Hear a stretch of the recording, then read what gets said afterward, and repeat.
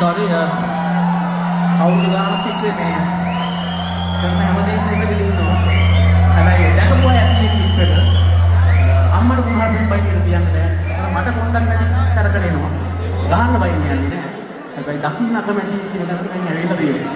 ඒ නිසා ප්ලීස් එක්ක මම යන්නේ කොහේ. sorry I'm you